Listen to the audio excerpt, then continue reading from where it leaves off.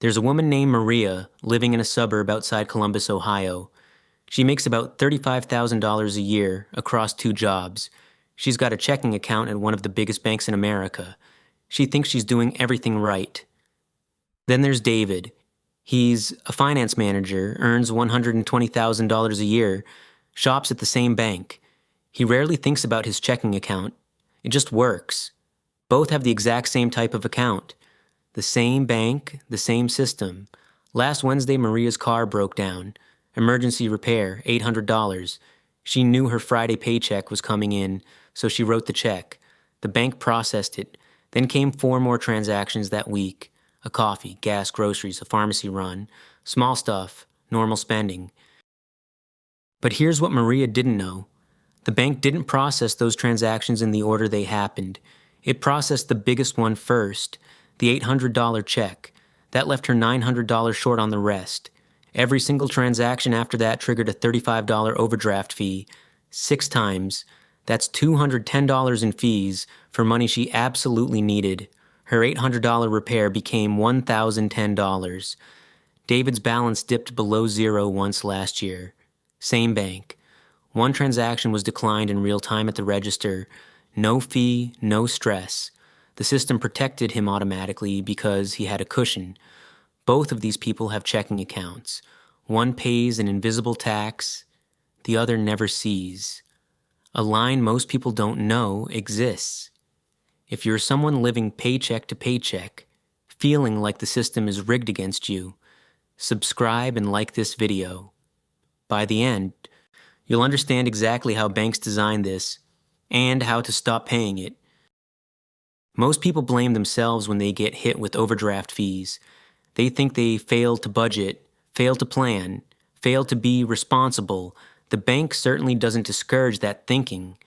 It's easier for them if you feel shame instead of anger. But here's what actually happened. The bank designed a system and buried the rules in fine print nobody reads. Then it profited from you not knowing those rules. Think of it like a toll booth on your own checking account. You drive through because you didn't see the sign. The toll costs more than the thing you're trying to buy, and the sign was technically there the whole time. In 2024, banks collected over $12 billion in overdraft fees. Not because people are reckless, because the system is designed to catch you. Here's the thing regulators finally noticed. 9% of bank customers pay 79% of all overdraft fees. It's not spread evenly. It's concentrated. It's targeting. And the people being targeted are exactly who you'd expect. People with no margin for error. People like Maria. The mechanism is called transaction ordering. And it's where the real profit lives. When you spend money on your debit card or write a check, most people assume the bank processes transactions in the order they happen. First in, first out. That's logical. It's fair. That's not what happens. Banks process your transactions' largest amount first, regardless of when they occurred. So if you have $100 left in your account and you make 5 transactions, the bank arranges them by size. Largest first, smallest last, the biggest one clears. Everything else triggers a fee. Let me show you how this works in Maria's actual life. She earns $2,700 a month after taxes. Rent is $900. Childcare for 2 kids is $1,200. Car payment is $300. Insurance, utilities, groceries. She's got about $300 left for everything else. That's not a budget problem. Yeah, that's a math problem. There's no room. 1 car repair, 1 delayed paycheck, 1 miscalculation, and she's negative. Then the overdraft fees hit. The bank charges $35 per transaction. That's roughly the cost of a week's groceries. For Maria, that's 3 hours of work after taxes. Gone. Now scale that up. Research shows people who overdraft frequently, more than 10 times a year, pay an average of $380 annually just in overdraft fees. That's nearly 2 weeks of Maria's take-home pay, money that was supposed to feed her kids or keep the lights on. Instead, It goes to a bank that processed her transactions in an order designed to maximize what she owes them. And here's the part that's hard to say out loud. She can't opt out in the moment. When she's at the grocery store with 2 kids and her card is declined because she's $5 short, the shame is real. But if she lets it overdraft, she's paying $35 to buy $5 of milk. The bank has created a situation where there is no good choice. This isn't a glitch in the system, this is the system. JP Morgan Chase made $1.028 billion in overdraft fees in 2024. Wells Fargo made $1 billion. 2 banks, $2 billion, from people who couldn't afford it. Banks know exactly who they are targeting. The data is public. 34% of households earning less than $65,000 face overdraft fees in any given year. Only 10% of households earning more than $175,000 do. It's not even close. The psychological part is clever. When you're poor and desperate, a $35 fee doesn't feel like a fee. It feels like you failed. You blame yourself. The bank is blameless.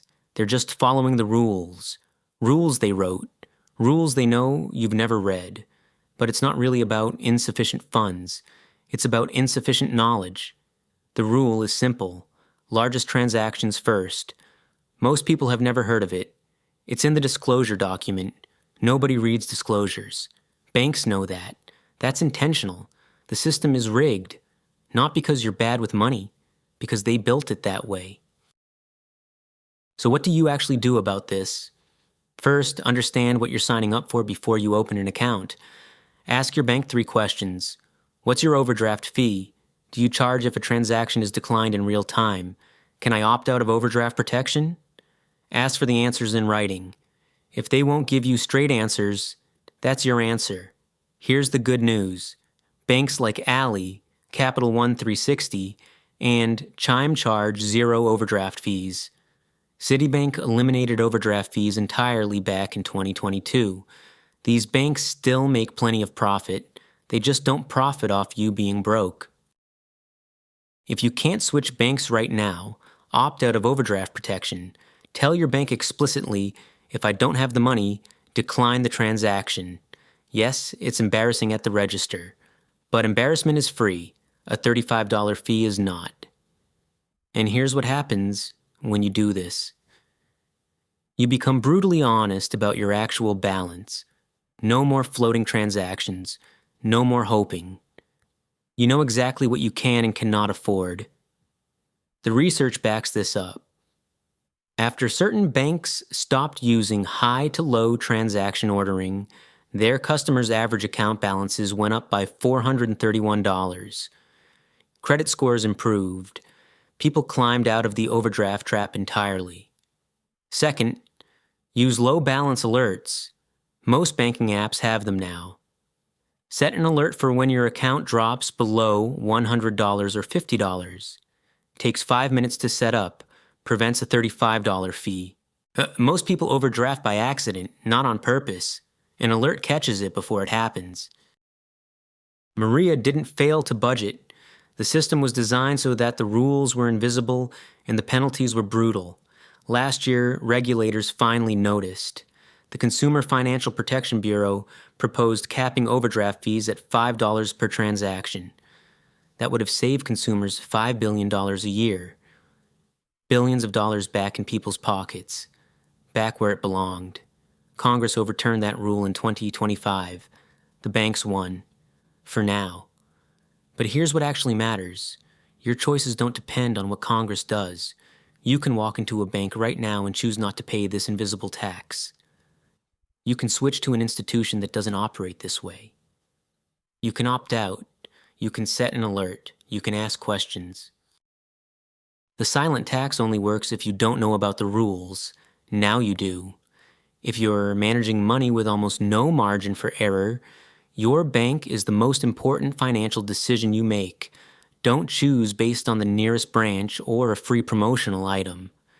Choose based on whether they're designed to help you survive or extract money from you when you're most vulnerable. The difference between Maria and David isn't discipline. It's not intelligence. It's not luck. It's the bank they picked. That's it. Choose differently. If you've ever paid an overdraft fee, comment below. Tell me your story. Subscribe if this hit home. Like this video, if you've ever felt the system was rigged, because it is. And now you know how.